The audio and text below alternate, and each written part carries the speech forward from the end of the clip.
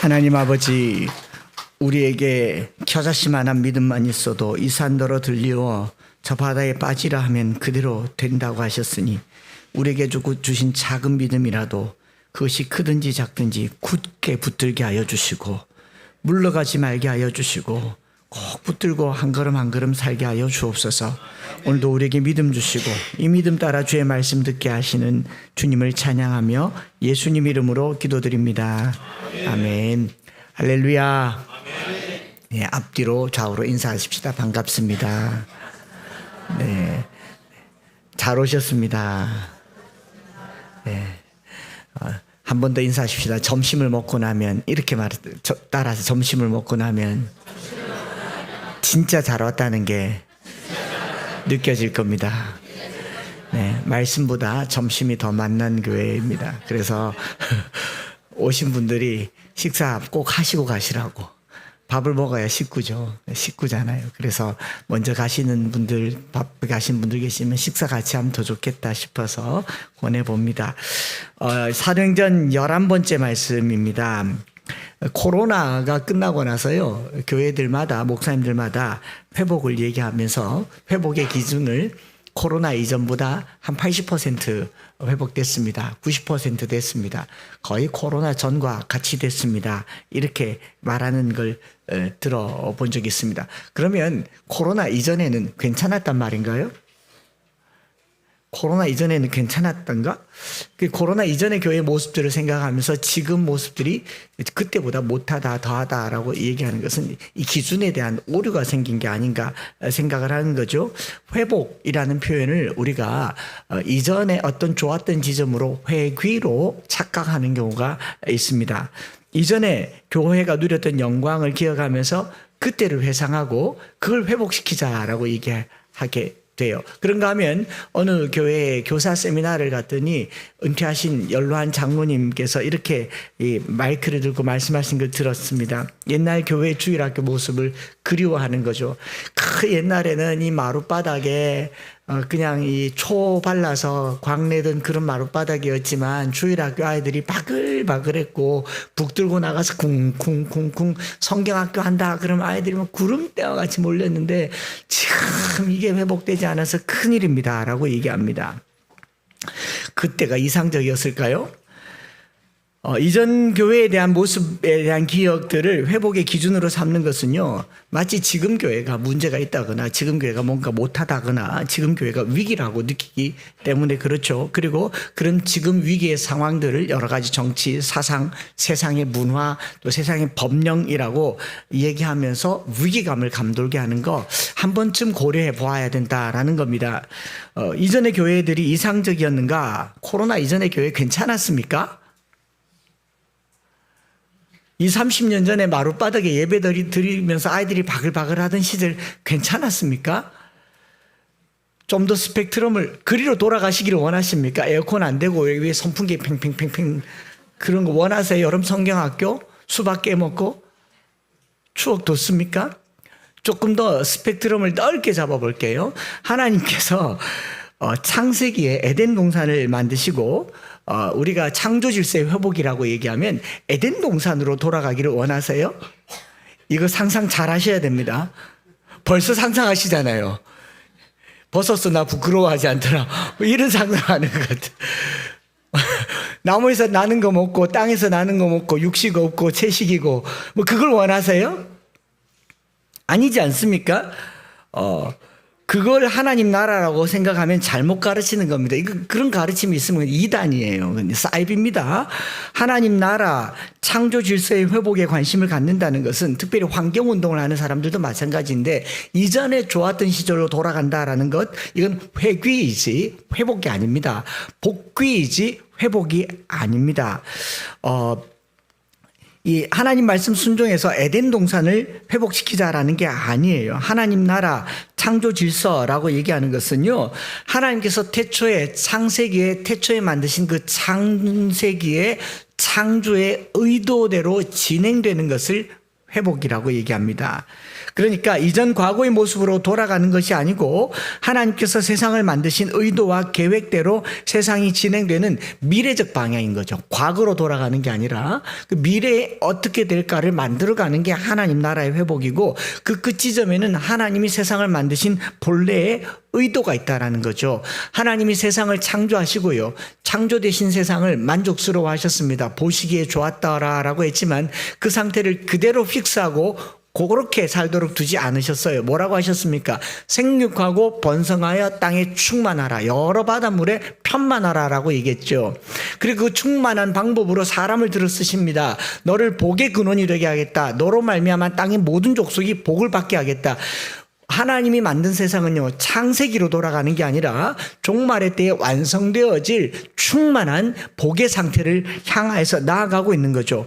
그 복의 방향이 어그러진 겁니다. 탐욕으로 말미암아서, 과욕으로 말미암아서 파괴되고 누군가는 고통을 겪게 될 때 고통의 문제가 해결되어지고 땅의 모든 족속이, 빈부의 차이 없고 또 지식의 차이 없고, 그리고 모든 사람들이 누리는 그 복을 하나님 나라라고 얘기한다면, 창조는 시작이고 이 시작은 어느 방향으로 흘러가도록 만들었는데 그 방향을 하나님의 창조의 뜻, 의도라고 얘기하는 거죠. 지금 세상은요, 그 방향을 잃어버린 겁니다. 그 방향을 잃어버렸고 멈춰버렸기 때문에 부작용을 겪는 거예요. 복음이라고 하는 것도 마찬가지입니다. 땅의 모든 족속에게 흘러가야 할 복된 소식을 복음이라고 하죠. 이 관점에서 사도행전을 우리가 읽어보면요, 우리가 관심 있게 읽어보아야 할 것은 사도행전적 교회로의 회복을 꿈꾸는 성경 읽기는 오류입니다. 성경을 읽으면서 초대교회로 돌아가자라거나 사도행전에 있는 교회를 모델 삼아서 이런 교회를 꿈꾸자라고 성경을 가르치는 것은 마치 창세기 에덴 동산으로 돌아가서 뻘거벗고 다니자, 전혀 다르지 않은 얘기예요. 우리가 벗었으나 부끄러워하지 않았다, 소유를 제 것이라 하는 이가 없다, 다 모여가지고 이런 집단을 사이비라고 하잖아요. 이런 사이비가 창세기에서 많이 나왔고 사도행전에서도 많이 나왔어요. 섹트라고 얘기하죠. 선교단체 중에서도 이런 걸 꿈꾸는 선교단체들은 성경 해석에 심각한 오류가 생기는 지점인 거죠.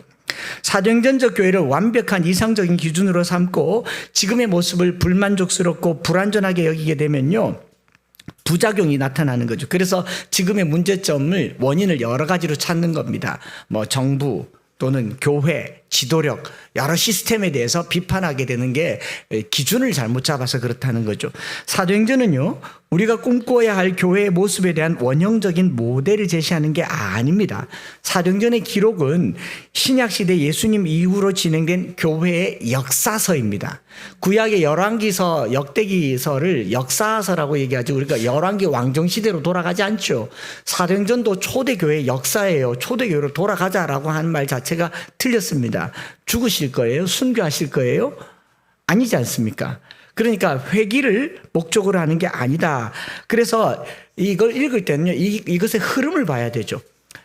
열왕기서를 읽을 때는 열왕기를 통해서 우리에게 메시아가 오실 것이다 라고 하는 미래의 방향을 제시하고 있지 않습니까? 그럼 사도행전을 읽을 때 교회를 통해서 하나님의 나라가 어떻게 이루어질까에 대한 미래적 방향을 갖는 것이 중요하다라는 겁니다. 그런 관점에서 사도행전 6장부터는 교회가 새로운 국면을 맞이하고 있고 그 국면의 노선에 지금 우리들의 교회가 놓여 있다라는 겁니다. 우리가 잘 아는 대로 7 집사가 세워졌고 교회는 더 부흥을 했고, 그리고 끝난 게 아니죠. 스데반의 죽음, 사울의 박해, 이방인에게로 복음이 확대되어서 증거되는, 어떻게 보면 티핑 포인트, 전환점이라고 볼 수가 있을 겁니다. 2장부터 다시 한번 복습 삼아 살펴보면요, 교회는 성장이 필요한 성령의 은혜를 받지만 성령의 충만함의 은혜 못지않게 이 성장통이라고 해야 할까요? 나름의 갈등과 박해와 반대와 어려움을 겪게 됩니다. 성령 충만한 사도들의 모습을 보고요, 사람들이 조롱을 했어요. 조롱만 안 했으면 베드로가 설교할 일도 없었을 텐데, 조롱하고 막 얘기하니까 베드로가 입을 열어서 우리가 술 취한 게 아니다 라고 시작된 설교로 3,000명이 세례를 받았습니다. 반대가 있었는데 역사도 있었어요.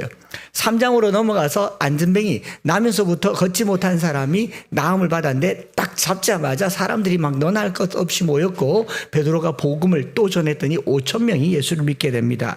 그런데 이게 교회의 부흥이 좋은 역사이지만 이걸로 끝나지 않아요. 이 부흥으로 말미암아서 또 반대가 나타납니다. 4장에 보면 성전 맡은 관리들, 서기관, 장로, 대제사장들이 위협하고 경고합니다. 하지마. 우리 허락 없이 하지마. 그렇지만 안 할 수가 없죠. 안 하는 대신 뭐 합니까? 잠시 멈추다는 것 같았지만 기도합니다. 그리고 다시 말씀을 전했는데 교회가 한 마음과 한 뜻으로 물건을 통용하고 가난한 자가 없더라. 내적인 풍요로움이 시작돼요. 그 풍요로움의 가장 첫 번째가 가난의 문제가 해결됐습니다. 또 교회가 성장을 해요. 반대가 있었지만 교회는 성장을 합니다. 그랬는데 이제는 또 그 안에 보이지 않는 갈등이 생겨요. 아나니아와 삽비라. 다 들은 얘기죠. 아나니아와 삽비라 궁금하시면 유튜브 다시 듣기로 들어가시면 되겠습니다. 아나니아와 삽비라 이야기가 나왔고 이런 갈등들을 통해서 교회는요 사도행전 5장 14절에 믿고 주께로 나오는 자가 더 많으니 남녀의 큰 무리더라. 그렇지 않습니까? 여러 일들을 겪었지만 교회는 멈추지 않고 성장했고 구원의 역사가 많이 나타났습니다. 사도행전은 교회가 안과 밖으로 일을 겪을 때마다 믿고 주께로 나오는 자가 더 많았다라고 기록하고 있고요. 그러나 또 반대는 여전히 멈추지 않고 더 강력해집니다. 대제사장, 사두개인 당파가 마음의 시기가 가득해서 이제는 감옥에 가두고 경고하고 위협하는 것으로 끝나지 않고 채찍으로 때립니다.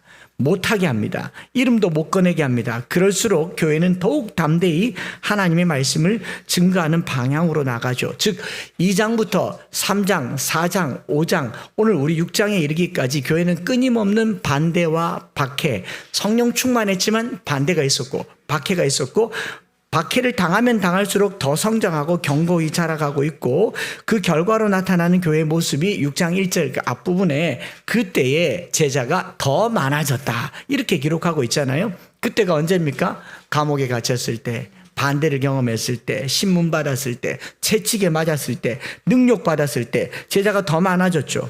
그리고 오늘 우리가 읽은 6장 1절부터 6절까지 또 한 사건을 계기로 교회는 어떤 결과를 맞느냐. 6장 7절에 보면 하나님의 말씀이 점점 왕성하여 예루살렘에 있는 제자의 수가 더 심히 많아지고 허다한 이제는 제사장의 무리까지도 이 도에 복종하니라. 이 6장 7절의 말씀은 교회가 이전에 기록된 것보다 더 선명한 성장세를 보여주고 있는 것을 얘기하죠. 더 빠르게 성장했다라고 얘기를 하는 겁니다. 문제는 어느 곳에나 도사리고 있고 이런 문제를 해결해 나가는 제자들의 반응에 따라 교회는 지속적으로 성장하고 건강해지는 모습이 있죠. 그런데 이게 또 끝이 아니지 않습니까? 계속 나와요. 스데반 이젠 죽기까지 합니다. 스데반 죽고 교회는 해체되고 흩어지고 순교에 대한 이야기 그리고 사도 바울에 의해서 이방 선교회까지 나가는데 우리가 잊지 말아야 될 것은요. 교회는 처음 시작되는 순간부터 항상 조롱과 반대, 핍박과 박해의 과정 속에 놓여 있었고 이 세상 속에 교회가 존재하는 것이 항상 이런 양상이었습니다. 즉 교회는 세상이 편하게 여기는 곳이 아니더라라는 거죠. 세상 속의 교회는 늘 불편했어요. 교회가 세상을 불편해하는 것 같지만 그보다도 더 세상이 교회를 불편하게 여겼던 것이 처음 순간부터 지금까지입니다. 사람들의 눈에 가시처럼 불편하고 보기 싫을 정도로 시기와 질투의 대상이 교회였습니다. 그런 시기와 질투를 온몸으로 받는 게 핍박이라고 하는 양상으로 드러난 거죠. 오늘 저와 여러분들의 교회가 은혜로우면 은혜로울수록 준비하시기 바랍니다. 같은 모양으로 박해가 나타날 겁니다. 얼마나 버라이어티한지 곧 경험하게 될 겁니다. 아직 경험하지 못했더라면 개봉박두입니다. 우리 교회요 금방 이런 일들 겪을 겁니다. 이제 소문도 나고 뭐 TV에도 나오고 사람들이 많이 오고 가고 하니까 이제 그거 위치가 좋아서 그렇다. 홈플러스 뒤에 있어서 그렇다. 17년 전부터 있었어요. 별의별 말들이 다 나올 겁니다. 이 가까운 게 청년들이 다 나왔다더라. 이 이웃교회에서 이사해서 왔다더라. 계속 나타날 겁니다. 반대와 방해, 시험이 다양하게 나타날 것이고요. 그런 시험은 전방향으로 나타나는데요. 제일 쉽게는 뭐 정부, 사회, 문화, 제도, 법 이런 것들은 오히려 쉬워요. 적이 명확하잖아요. 버티면 되니까. 이런 외부의 박해 못지않게 더 위험하게 나타나는 이 방해 요소가 뭐냐면 내부의 갈등이라는 거죠. 내적인 어려움이라는 거죠. 보이지 않는 시험입니다. 보이는 시험은 원인을 아니까 참으면 돼요. 어금니 깨물면 됩니다. 그런데 이 우리 안에서 일어나는 시험들은 굉장히 큰 아픔이 될 수도 있다. 그게 우리가 읽은 6장 1절부터 7절까지의 이야기인 것이죠. 1절부터 7절까지 전반부가 내적인 시험, 보이지 않는 시험의 한 모습을 보여주고 있는데 첫 절에 이미 그림이 그려져요. 같이 한번 읽어볼까요? 6장 1절 시작. 그때 제자가 더 많아졌는데 헬라파 유대인들이 자기의 과부들이 매일의 구제에 빠짐으로 히브리 사람을 원망하니, 구제에라는 말보다 구제에서라는 말이 서자 않았으면 의미가 좀 더 선명해지는데 에 빠졌다라고 하니까 어디에 이제 집착했다라고 하지만 사실은 원문상으로는 제외됐다라는 의미거든요. 자기의 과부들이 매일의 구제에서 제외됨으로 히브리파 사람을 원망했다.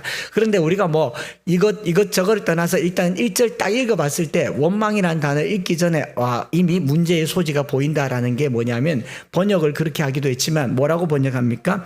헬라파 히브리파.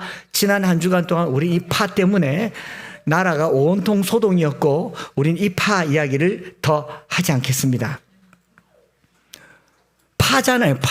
파라는 말 자체가 이미 우리에게 자극이 되는 단어로 들어오지 않습니까? 그렇죠? 헬라파가 어떤지 히브리파가 어떤지 양파가 어떤지 그건 별로 중요하지 않아요. 이미 이 말 자체가 우리에게 자극이 되는 어휘로 등장하는 거죠. 요즘은 그렇지 않지만 예전에 수도권에 교회 출석하면요, 담임 목사님 고향이 어디냐에 따라서 교인 구성원이 달라진대요. 어떤 교회는 이북 출신 교인들이 사고소복히 모여가지고 그 교회도 떠나지 않아요. 할아버지가 이렇게 말합니다. 너희 할머니를 잊지 마라. 이 의자가 그냥 생긴 게 아니다. 뭐 그런 얘기 한마디 두마디 하면 이게 온 이북 사람들, 또 어떤 데는 담임 목사님이 전라도 분이시면 그 시기하여 그러면 그 시기를 아는 사람들만 다 오는 거죠. 그 사투리를 쓰면 경상도 사투리 쓰면 경상도 사람들만 싹 다 모입니다. 이게 뭐 요즘 안 그렇다고 해도 또 그렇죠. 이번에도 뭐 선거를 해보니까 우리나라가 아직도 삼국 시대를 보내고 있는 것 같지 않습니까? 북한, 서한, 동한.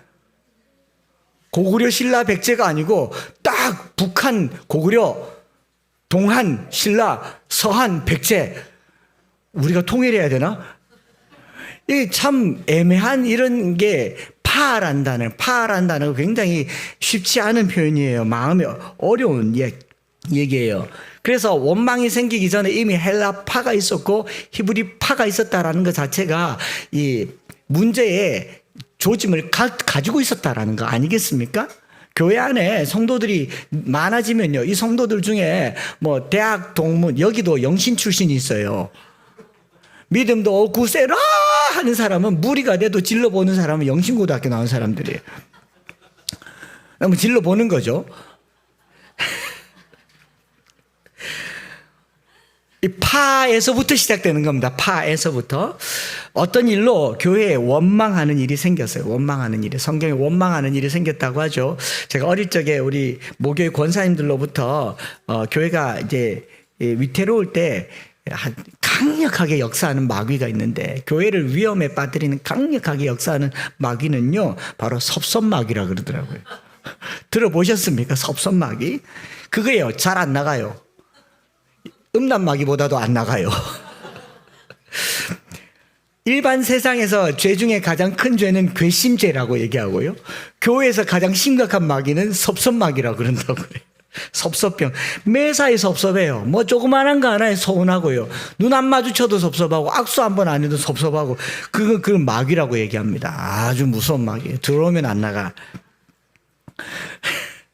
히브리파 사람들을 헬라파 사람들이 원망했어요. 자기 과부들이 구제에서 제외됐다, 빠졌다라고 말하는데, 우리가 그냥 우리말로는 좋게 빠졌다라고 얘기하니까 어디에 집착했나 이런 말을 하지만, 이 파라세오레오라는 말은요, 파라란 말은 곁에, 세오레오는 두다인데 곁에 두고 봐야 되는데 곁에 두고 안 보니까 등잔 밑이 어둡죠. 그래서 간과했다라는 말이에요. 영어로는 neglect라는 말을 썼는데 무시한 겁니다. 아예 몰랐으면 잊어버렸다고 할 수 있는데 보고 잊어버렸으니까 무시한 거죠. 내가 눈앞에 있는데 인사를 안 했다. 패싱했다. 기분이 어때요? 못 봤으면 그 자리에 없으면 안 할 수 있죠. 근데 있는데 안 했으면 패싱 당한 느낌이 크잖아요. 그러니까 헬라파 유대인들이 이제 히브리파 유대인들을 원망하는 겁니다. 원망하는데 세번역 성경에는 불평을 터뜨렸다라고 얘기해요. 가지고 있던 걸 터뜨린 겁니다. 공기스모스라는 말도 수근수근거리다가 이게 폭발해 버린 거죠. 이 바로 앞장에 4장과 5장에 한 마음과 한 뜻으로 물건을 통용하던 사람들이에요. 가난한 사람들이 없었어요. 그런데 이게 폭발하게 되는 지점이 바로 여기 있죠. 파에서부터 시작해서 원망으로 가는 거죠. 전통적으로 이스라엘 백성들이 경건하게 여기는 세 가지는 말씀과 기도와 구제입니다. 마태복음 6장에 보면 구제할 때 은밀하게 하라, 기도할 때 은밀하게 하라 이런 표현 있잖아요. 그리고 금식할 때 은밀하게 하라. 기도와 금식과 구제 이 세 가지가 경건을 나타내는 표징이었어요. 그래서 기도하고 금식하고 구제하는 것, 이 구제가 경건이었는데 이 구제를 위해서 초대교회 사람들이 뭘 했습니까? 집을 팔고 밭을 팔아서 사도들의 발 앞에 가져왔고 바로 이 앞에 아나니아와 삽비라가 죽기까지 했으니까 얼마나 충심을 다해서 갔다가 발 앞에 재물들을 두었겠어요. 그래서 예루살렘 교인들이 구제금을 받았고 그래서 공정하게 나누어 주도록 했고 성도들은 나름의 기대를 가지고 있었는데 그 기대가 외면당한 거죠. 제외당한 겁니다. 서로의 물건을 통용하고 재산을 줬는데 교회는 말씀을 따라서 그들의 생계를 책임지고 공정하게 나누어 줄 줄 알았는데 여기서 우리가 알 수 있는 것은요. 의도적으로 무시했지는 않았을 거예요. 파라세오레오란 말은 옆에 있긴 있는데 행정상 착오가 생긴 거죠. 여러분 사람이 옆에 있어도 악수 안 하고 지나가는 걸 의도적으로 지나가는 사람은 못된 사람이고요. 못 보고 지나갈 수는 있어요, 없어요? 있어요. 못 볼 수 있잖아요. 이 사람에게 더 집중하거나 이 사람에게 더 하다 보면 못 보고 지나갈 수 있잖아요. 착오예요. 행정상 착오, 소위 말해서 서투른 행정과 관리로 말미암은 것이어도 원망이 생기는 겁니다. 성령 충만한 제자들이어도 일을 서툴게 할 수가 있죠. 어쨌든 이렇게 생긴 원망이고요. 여러분 원망이라고 하는 거는요. 이 공기스모스라고 하는 원망은요. 동기를 묻지 않아요. 섭섭마귀가 무서운 이유는요. 섭섭마귀는 상대방의 동기와 의도와 목적을 묻지를 않아요. 일단 내가 섭섭하면 끝난 거예요. 기교 아니요.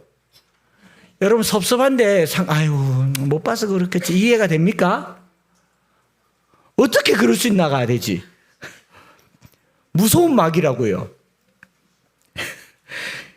원망은 동기를 묻지 않습니다. 누군가가 섭섭하다라고 하면 이 시작되면 걷잡을 수 없어요. 차라리 말씀드린 것처럼 외부의 박해는요. 어금니 꽉 깨물고 버티면 됩니다.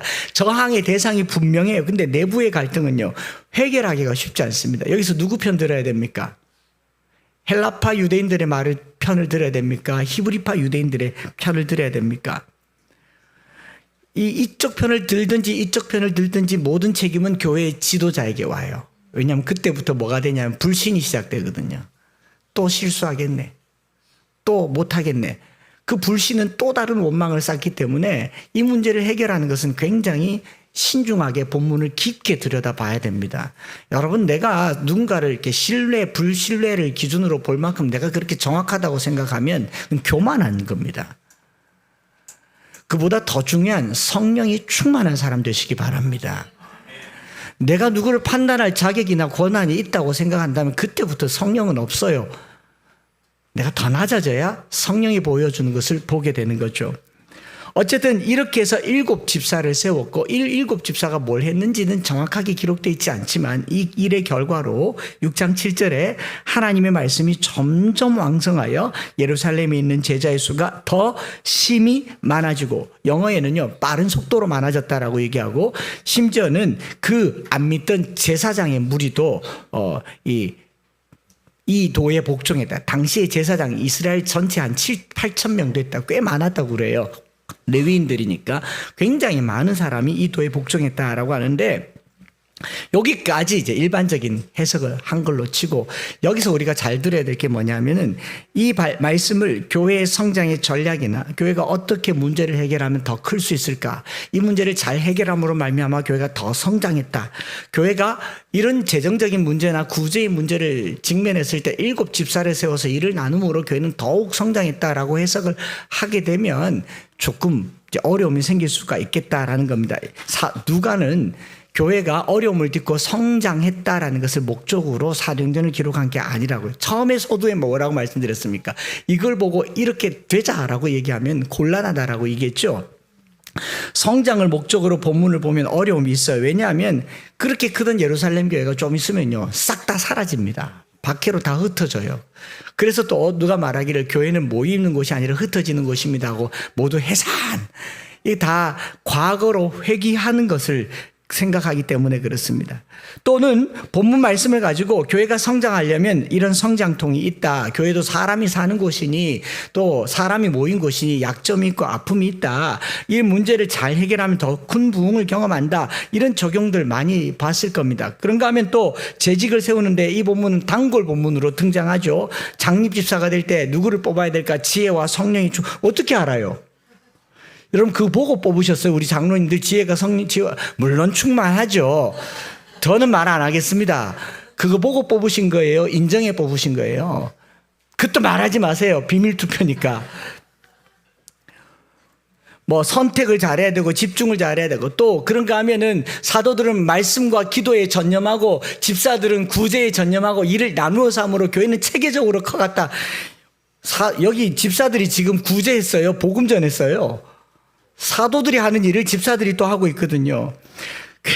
사도행전 전체를 두고 볼 때 6장은요, 사도행전에서 복음이 흘러가는 물꼬를 어느 방향으로 틀고 있는데 그 관점에서 다시 한번 볼 필요가 있습니다. 헬라파 유대인의 원망을 들은 사도들은 문제를 해결하기 위해서 접근을 달리하고 있죠. 어떻게 합니까? 헬라파, 히브리파 유대인들을 다 불러서 너희 싸우지 마라, 원망하지 마라, 화목하게 지내라 라고 한 적이 없습니다. 뭐 했는지 모르겠지만 기록이 없습니다. 또 헬라파 유대인들을 더 많이 구제해 주지도 않았습니다. 구제가 공평하게 이루어졌다라는 표현도 없어요. 그런데 원망만 없어졌어요. 그걸 다루고 있는 본문을 조금 더 읽어보겠습니다. 6장 2절부터 4절 같이 한번 읽어요.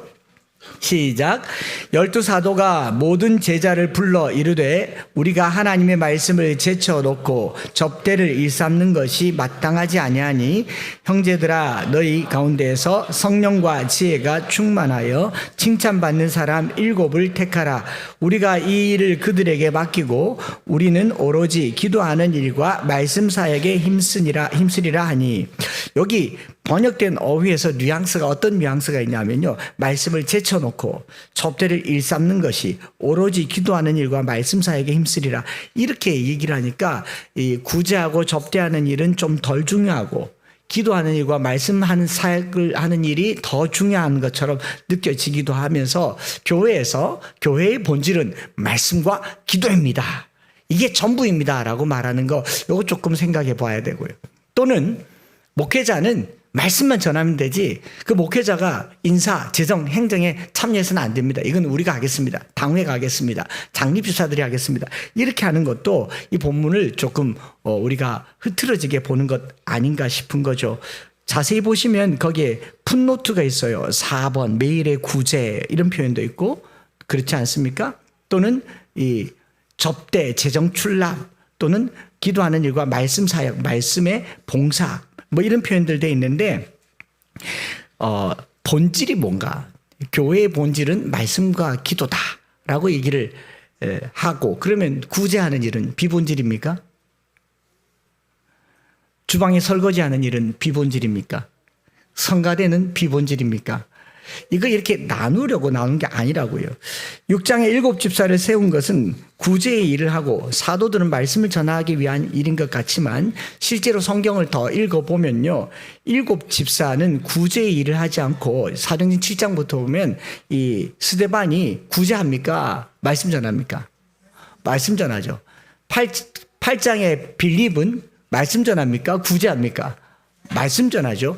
이런 것들을 두고 보면 더 열심히 말씀을 전하죠. 사도들이 사회사업을 목회적인 일보다 열등한 것으로 간주했거나 그 일의 존엄성을 손상시켰다는 암시가 전혀 없습니다. 금방 화면에 나온 것처럼 1절에 매일의 구제, 디아코니아, 매일 봉사하는 일이라고 섬기는 사역이라고 얘기를 한다면 4절의 말씀 사역도 디아코니아라고 얘기하거든요.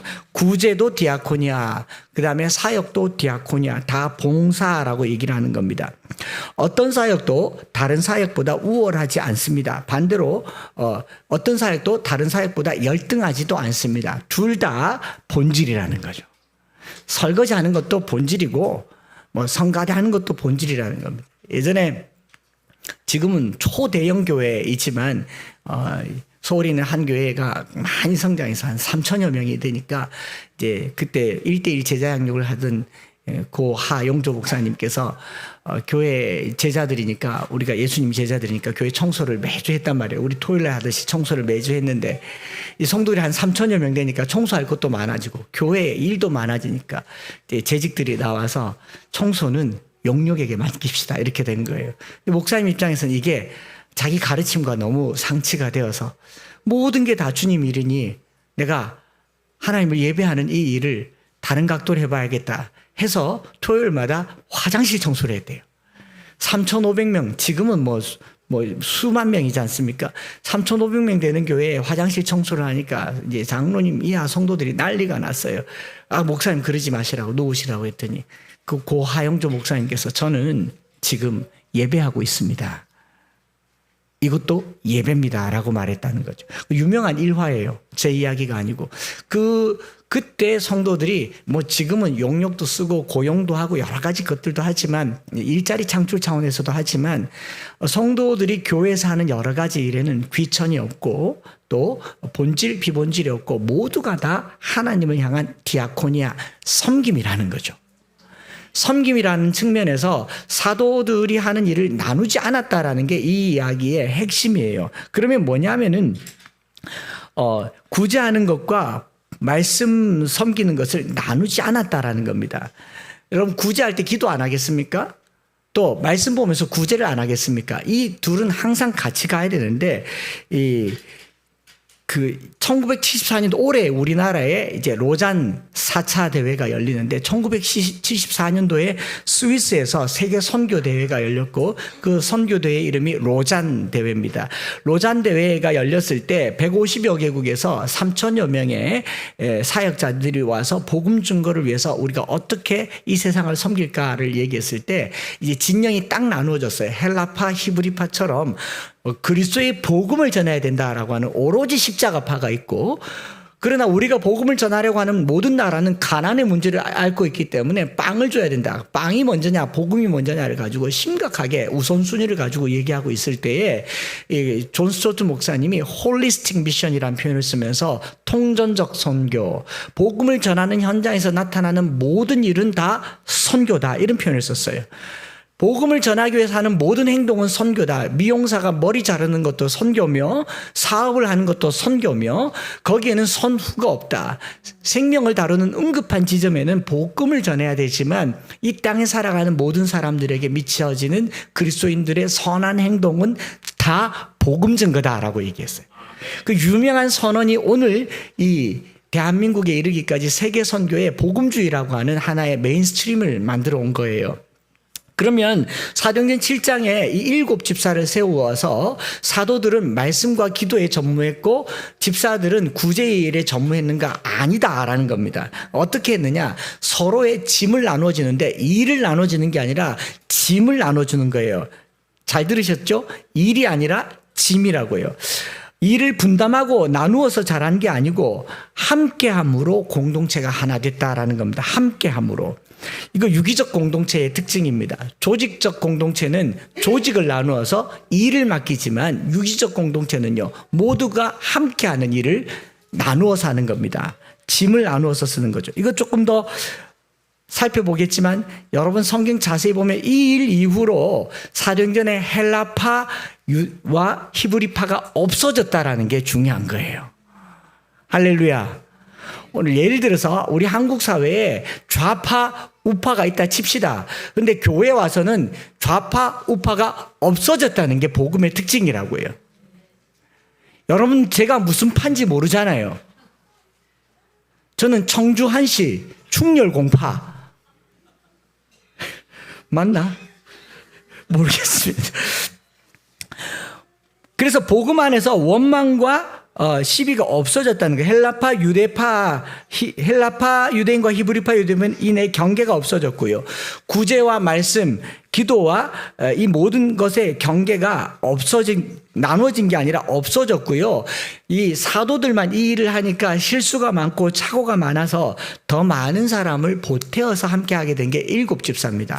일곱 집사에게 구제의 일을 맡긴 게 아니라 사도들이 하는 일을 함께 나누어지게 했다. 함께의 정신이라는 거죠. 나는 내 일 할 테니 너는 너희의 일을 하라가 아니라 조직적으로 일을 나누고 뭐 서로 불같이면 선을 쫙 꺼서 이거는 내 일이고 여기 넘어오면 직권 남용이고 월권이고가 아니라 함께 하는 짐을 나누는 거예요. 일을 나누는 게 아니고. 이거 더 이해가 되도록 더 설명을 해드릴 텐데, 교회가 유기적인 공동체를 커가려면요, 일을 나누어서 조직을 만들고 분담을 하는 것이 아니고 서로가 지게 되는 짐을 나누어지는 게 유기적 공동체로서의 교회입니다.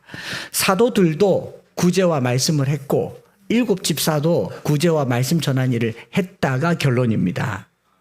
그러니까 사도들이 하는 일이 많으니까 그들이 하는 것을 조각해서 나눈 게 아니라 그 일의 분담을 나눈 거예요. 부분을. 그래서 말씀 사역, 봉사 사역을 모두 다 같은 선상에 두고 했다라는 겁니다. 그것을 디아코니아, 섬긴다라고 얘기해요.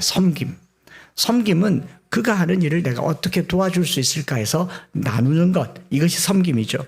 그래서 중세교회, 초대교회 때까지만 해도요, 일에 분류가 없었어요. 모두가 다 같은 일을 했는데 그걸 함께 함으로 짐이 줄어진 거죠. 이해가 되셨습니까? 그런데 이후로 어떤 교회가 탄생하냐면 중세 이후로부터 이 관계가 수직 관계로 전환하게 되는 겁니다. 섬기려고 서로 낮아지다 보니까 백지장도 맞들던 시대에서 일을 나누다 보니까 조직이 형성되고 조직에는 권한과 또 권리가 주어지게 되므로 이게 지배하는 구조, 섬기는 구조에서 지배하는 구조가 되어지면서 섬기기보다 다스리려고 하였고 나누기보다 정복하려고 했고 지배하는 구조가 지금까지 자유시장 경제시장을 체제를 통해서 우리에게 들어오는 겁니다. 그래서 목회자도 성도를 조종하고 지배하려고 했고 이 자리를 권위 있는 자리로 만들었고 옷도 가운 같은 걸 입으면서 당신과 내가 다르다는 걸 만들었고 오늘 이 사회도 옷이 신분을 결정하잖아요. 여러분 어디 갈 때 중요한 자리 갈 때 입는 옷 다르지 않습니까? 산에 갈 때 이 옷으로 입고 가지 않잖아요. 그 위치에 맞는 자기의 옷을 정하는 이 모든 것들이 신분과 지위를 결정하는 시대가 되면서 이 나누게 되는 거죠. 조종하고 지배하고 다스리려고 하는 것. 주님은 섬기려고 했지만 우리는 지배하려고 하는 것. 이게 이 그릇된 교회의 방향이 되었다라는 겁니다. 디아코니아, 섬김의 정신으로 교회가 세워지기를 축복합니다. 교회는 성장이 목표가 아니라 섬김이 목표예요. 어떻게 하면 좀 더 섬길 수 있을까를 찾아서 섬김의 자리로 내려가는 저와 여러분들 되시기를 바랍니다. 제가 엠마오교회를 키우려고 했더라면 이런 방법으로 키우지는 않습니다. 스텝을 세우면 돼요. 직분을 주면 됩니다. 부교육자를 두면 돼요. 왜냐하면 그 안에는 힘이 움직이기 때문에 그래요. 교회가 성장을 목표로 자라가는 것이 아니라 섬김을 목표로 낮아지는 것이 교회다라는 것을 사도행전은 보여주고 있는 거죠. 오랫동안 교회는요, 목회와 사역을 이원화시켰어요. 목회, 말씀 전하는 것과 교회 일을 이원화시켰습니다. 그래서 말씀은 목사에게 맡기고 성도는 봉사에 열심히 하도록 이원화시켰습니다. 그렇게 오랜 세월이 지나고 난 후에 그 결과는 뭐냐면 목회자는 말씀의 부재 상황을 맡게 되고 성도는 사역의 탈진을 맡게 됩니다. 그래서 교회 열심히 다니면 다 지쳐 있고요. 목회자는 말씀을 열심히 전했는데 말씀에 탈진 현상이 나타나서 목사님들 중에서 피곤하다 지치다 힘들단 말을 안 하시는 분이 없을 정도. 그럼 하지를 마셔야죠. 안 하면 되잖아요. 사명이라고 그래요. 우리 주님이 그렇게 억지로 맡기는 사명 같으면 주님 나쁜 분이시죠. 즐거움으로 갈 수 있는 게 뭐냐면 섬길 때 즐거움으로 갈 수 있는 겁니다. 기계적으로 교회를 성장시키려고 해서 그런 거죠. 교회는 말씀이든지 구제든지 모두가 다 하나님과 성도를 섬기는 이 일을 하나의 행위로 여기고 있습니다. 높고 낮음이 없어요. 천하고 귀함이 없습니다. 큰 교회 가면요, 유초등부 하다가 청년부 하면 승진했다 생각을 해요. 청년부 사회 가다가 교구 사회 가면 승진했다 생각을 합니다. 특별히 강남에서요, 교구 사역을 하면요, 차 사고 집 사는 비결이라고 그러지 않습니까? 이런 구조가 교회의 본질을 흐트리는 겁니다. 교회가 가지고 있는 본질은요, 말씀 사역의 본질이고, 뭐 청소하는 건 비본질 이런 게 아니라 교회가 가지고 있는 가장 기본적인 본질은 주님처럼 서로 섬기는 데 있다. 디아코니아라고 얘기를 하고 있는 거죠. 그래서 이 본문에 뽑힌 7 집사를 보면요, 우리가 뭐 지혜와 성령이 충만한 사람 7 집사, 뭐 우리 곧 뭐 이런 걸 하게 된다고 한다면 또 이 본문을 가지고 하나님 누가 지혜가 성령이 충만한지 보자. 지금 후보에 올려놓고 그 잘 모르니까 헌금한 순서 뭐 출석률 올려가지고 이제 장립집사 장로 세우는데 누가 알겠어요. 그런데 다른 각도를 한번 보세요. 여기 나와 있는 사람 스데반, 빌립, 브로고로, 니가노르, 디몬, 바베나, 니골라 이 7 사람은요, 다 헬라파 유대인이라는 걸 알게 됩니다. 이름 자체가 히브리어 이름이 아니잖아요. 그죠? 헬라파 유대인이에요. 소수 집단이었던 헬라파 유대인들, 원망을 샀던 당사자들이에요. 원망을 했던 당사자들입니다. 어찌 보면 외면되었던 사람들이었고, 어찌 보면 당시에 좀 아웃사이드에, 요즘으로 치면 일본말 좀 쓰는 사람, 이런 사람들이었을 수도 있을 겁니다. 그런데 7 사람이 다 헬라파 유대인이라는데 우리가 조금 주목을 해볼 필요가 있어요. 그러니까 다 성령 충만했거든요. 다 성령 충만했는데 이 7명이 유난히 성령 충만해서가 아니라 제가 판단하기에는, 이건 주님께 물어봐야 되겠지만, 이들이 다 헬라파 유대인이었고, 이 헬라파 유대인들로부터 복음이 어떻게 시작되냐면은 8장에 빌립으로 말미암아 에디오피아 여왕의 내시 간다게에게 복음이 전해지죠. 9장에 사도 바울요, 헬라파 유대인입니다. 나면서부터 히브리인이고 바리새인 중에 바리새인이지만 사도 바울은 로마 시민권자예요. 헬라어를 쓰는 유대인이라고요. 그러니까 어떻게 됩니까? 사도행전 6장을 기점으로 히브리인을 중심으로 복음이 전해지던 것이 헬라파 유대인들을 통해서 이방인으로 확산되고 있는 걸 느끼지 않습니까? 하나님이 일하는 방식은요, 하나님께서 쓰고 있다는 걸 알게 되는 것이죠. 그래서 이 헬라파 유대인들을 통해서 드디어 복음이 이방 세계로 전파되게 되는 한 기점이 바로 이 사건이다. 그래서 스데반이 말씀을 전하잖아요. 스데반이 전한 설교가 베드로가 전한 설교보다 훨씬 학식 있고 유식하고 길었어요. 학자들은 말하기를 스데반이 돌 맞아 죽은 이유가 길어서 였다고 하지만 베드로보다도 더 능력 있는 말씀을 전했지 않습니까? 저도 곧 돌 맞을 것 같은데 이쯤에 마무리를 해야 될 것 같습니다.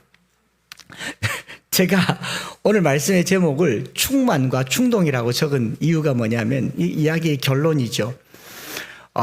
초대교회가 성장하기 위해서 조직을 나누고 일을 나누고 잘 시스템을 만들어서 교회가 성장했다라고 보는 게 아니고, 성령 충만은요, 흘러 넘치는 겁니다. 성령이 충만해서 흘러 넘칠 때는 이 이방인에게까지 흘러 넘치는 은혜가 있었어요. 은혜, 이 하나님께서 우리를 섬기시는 그 섬김에는 충만한 은혜가 있었습니다. 근데 이 은혜가 바닥을 치면요, 충동을 하게 돼요. 충동한다라는 말을 제가 사전에서 보니까 영어 성경에는 stir up이라고 되어 있는데, stir up은 이 휘젓다라는 말이거든요. 여러분이 휘저어 보면, 바닥이 고요한 것도 휘저어 보면 이게 수위가 높아지고 흔들흔들하면서 찰랑찰랑거리잖아요. 바닥난 은혜는 휘저어야 넘쳐 보이거든요. 오늘 우리가 교회 일을 할 때 충만해서 일을 할 건가, 충동되어서 일을 할 건가? 선교를 할 때도 자극적인 뭐 이슬람은 어떻고 저기 가난한 나라는 어떻고 북한의 지하교회 가정교회 이러면서 마음에 동기를 주는 건 이건 충동질이에요. 성령이 충만하면 내게서 넘쳐나는 은혜가 북한에도 중국에도 제3세계에도 이슬람 세계에도 네오 세계에도 흘러가는 게 성령의 역사입니다.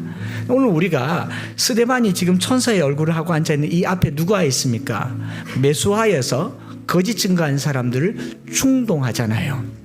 성령이 역사할 때는 흘러 넘치는 은혜로 서로 섬김이 가능한데 충동되면 원망하고 불평하고 그다음에 거짓을 말하고 가짜 정보에 쏘가들고 자극되고 미워하는 게 이게 충동 아니겠습니까? 이 6장 전체에 이 두 단어가 제게 이렇게 매지가이처럼 쑥 들어와서 나는 충동받아서 주님의 일을 하는 사람인가, 충만해서 주의 일을 하는 사람인가. 사도들이 지혜와 성령이 충만했고 은혜와 진리가 충만해서 무슨 일을 하든지 나눠서 하는 게 문제가 되지 않아요. 문제를 해결한 게 아니라 성령으로 충만한 줄 믿습니다. 문제를 해결하려고 하는 순간요 충동이 돼요.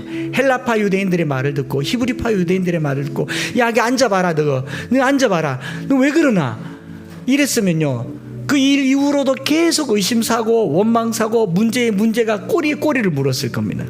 그런데 성령 충만했더니 이 사건은 이걸로 끝. 오히려 충만해서 스데반을 통해서 복음이 전해집니다. 오히려 충만해서 빌립을 통해서 복음이 전해져요. 오히려 충만해서 사도 바울을 통해서 이방 세계에 복음이 전해져요. 오늘 우리 교회가 문제에 집착하지 마시고 충동되지도 마시고 자극도 받지 마시고 이번 선거 보셨죠? 온 천지 충동합니다. 범죄자들의 집단. 우리는 아닌 줄 아세요? 압수수색 30번, 40번, 50번 받아보세요. 여러분 전화번호 탈탈 털려보세요. 우린 범죄자들의 집단입니다. 몰라서 그렇지. 집에 CCTV만 하나 달아놔도 여러분들 누구도 누구를 충동하지 말았으면 좋겠어요. 우리는 성령이 충만한 사람으로 살았으면 좋겠습니다. 상황을 보면 충동이 됩니다. 이게 보세요. 헬라파 유대인과 히브리파 유대인들의 이 상황은 충동적이에요. 여기 못 받았네. 충동입니다. 그래서 성령이 충만하면요 복음이 전해지고요 원망이 충동이 되면 갈등이 생기지 않습니까? 그래서 제가 올해 전부터 불렀던 이 찬양으로 함께 기도하려고 하는 게 뭐냐면요 우리의 감정과 상황들을 가지고 그걸 해결하려고 하면 계속 충동될 겁니다. 이 사람 이야기 듣고 저 사람 이야기 듣고 한번 뭐 시뮬레이션만 돌려봐도 돼요. 우리 두 분이 좀 갈등이 있었는데 따로따로 불러와서 얘기해 보면 반드시 뭐 해야 되냐면 대질해야 됩니다. 그제 한 이야기인데 어떻게 그렇게 다룰 수 있어? 근데 그리 말 안 했다. 요즘은 다 녹음한다면서요. 다 충동이에요. 오늘 이 시대 우리를 만들어가는 정서는요 증거를 가지고 또 그 워딩을 가지고 우리를 충동질해요. 그런데 사도들이 지금 뭘 하고 있는가 보면 지혜와 성령이 충만한 사람을 찾아요. 정확한 사람 찾지 않고 셈법이 정확한 사람 또 계산 정확한 사람을 찾지 않고 은혜가 충만한 사람을 찾아요. 저는 우리 교회가 하나님의 영으로 충만하기를 축복합니다. 여기 노래 잘하는 사람 계산 계수 잘하는 사람 숫자 정확한 사람 필요 없지는 않아요. 그러나 충만한 분들이 되시기를 바라고 가정에서나 집에서나 충만한 은혜가 지배하시기를 축복합니다. 천사의 얼굴을 가졌던 이 스데반 천사의 얼굴이 어떤 얼굴이냐고 묻길래 제가 이런 얼굴이라고 했더니 돌 맞을 뻔했습니다. 제 생일이 10월 4일입니다. 천사. 네. 스데반의 얼굴이 어떻게 하면 천사 같겠어요? 스데반이 충동하는 그 사람들을 마주 봤으면 열이 올라왔을 겁니다. 또는 두려움이 올라왔을 거예요. 스데반이 주님을 바라봤더니 보좌 우편에 앉으신 주님을 바라봤더니 그 주님의 투영된 스데반의 얼굴은 천사와 같았어요. 7장 맨 끝절에 가서 보면 이 죄를 저들에게 돌리지 마옵소서. 누가 한 말이에요? 예수님이 한 말이잖아요. 스데반이 예수님께 집중했더니 충만함이 나타나더라. 한 주간 동안요 주님께 집중하시고 주님 얼굴 바라보시고 상황을 보면 충동이 일어나요. 주님을 보면 충만이 일어나는 줄 믿습니다. 이 찬양을 함께 고백하십시다.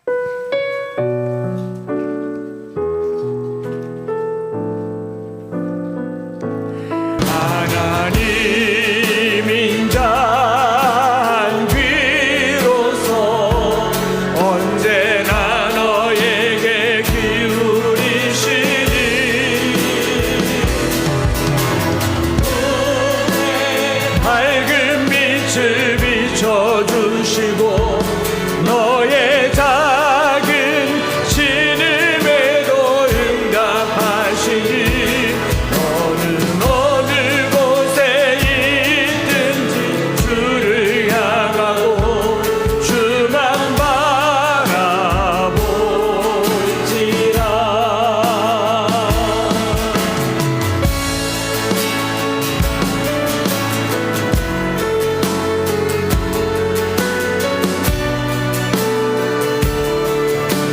우리가 여러 상황 가운데 상황을 쳐다보고 있으면요, 자극이 됩니다. 상황만 바라보고 있으면 충동질이 돼요. 근데 주님께서 그렇게 말씀하십니다. 보좌 우편에서 날 좀 보라고, 날 좀 보라고, 천사의 얼굴을 갖도록 하나님 사랑의 눈으로, 하나님 사랑의 눈 너를 어느 때나 바라보시고 하나님 인자한 귀로서, 하나님 인자한 귀로서 언제나 너에게 기울이시니 어둠의 밝은 빛을 비춰 너의 작은 신음에도 응답. 너는 어느 곳에 있든지 주를 향하고 주만 봐. 우리 다시 한번 하나님 사랑의 눈으로,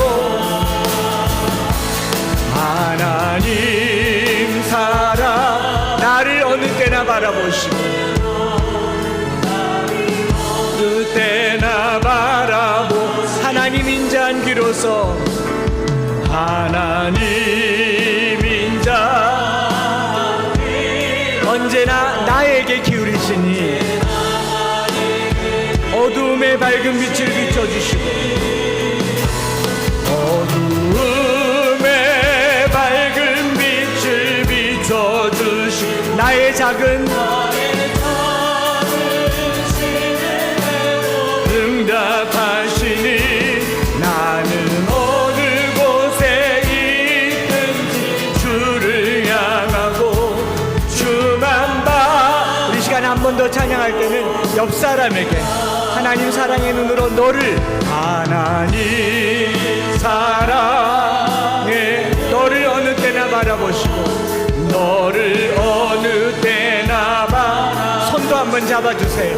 하나님 인자한 귀로서 인자 언제나 너에게 기울이시니 언제나 너에게 기울이시니 어두움의 밝은 빛을 어둠의 밝은 빛 너의 작은 신음에도 응답하시고 너의 작은 신음에도 너는 어느 때나 어느 곳에 있든지 주를 향하고 주만 바라볼지라. 우리 시간에 한번 기도할 텐데요, 사도행전에 있는 교회들은 갖은 문제를 경험하게 됩니다. 갖은 문제를 경험하는데 문제를 해결하려고 하지 않고요, 문제를 만날 때마다 주님을 향했어요. 앞에 4장에서도 5장에서도 문제를 만날 때마다 기도했어요. 저들의 위협함을 하감하옵시고 입을 열어 복음을 전하게 하시고 병든 자에게 손을 얹은 즉 낫게 하옵소서. 지금 생긴 이 문제도 문제를 해결하라고 하지 않고 지혜와 성령이 충만한 사람을 나눠 함께 하자고 했어요. 오늘 우리가 닥치는 모든 삶의 문제는 주님께서 우리에게 나 좀 보라고, 나만 바라보라고 주시는 시그널이에요. 우리 한 주간 동안 상황을 보면 충동받을 겁니다. 자극될 거예요. 흥분할 거예요. 그러면 돌을 들게 되지만 주님 바라보면 천사의 얼굴을 하게 될 줄 믿습니다. 우리 시간에 주에 한번 부르짖고 말씀 가지고 기도할 텐데요, 주를 보게 하옵소서. 상황이 아니라 주를 보게 하옵소서. 합심해서 기도하겠습니다. 주여, 하나님 아버지, 오늘 우리가 지혜와 성령이 충만하고 은혜와 진리가 충만함으로 상황 가운데 주를 보기를 원합니다. 아버지, 눈에 보이는 상황들은 우리에게 자극이 되고 충동이 되고 우리에게 흔들리는 흔들림이 되지만 아버지, 이 흔들림 속에서도 교회가 든든히 나아가기 위해서 어떤 상황에서든지 주를 향하고 주만 바라보는 한 주간 되게 하여 주시옵소서. 아버지, 어느 곳에 있든지 주를 향하고 주를 바라보는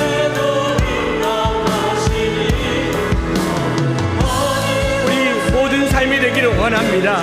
하나님, 아프기도 하고 또 넘어지기도 하고 쓰러지기도 하고 여러 문제에 직면하게 되지만 문제에 충동받지 않고 주만 바라보고 주를 바라보고 주를 향하는 이 한 주가 될 수 있도록 축복하여 주시옵소서.